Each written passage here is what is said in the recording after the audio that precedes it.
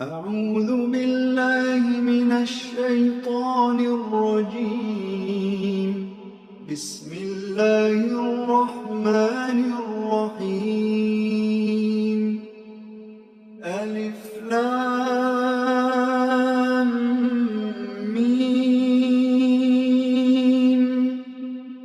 ذلك الكتاب لا ريب فيه هدى للمتقين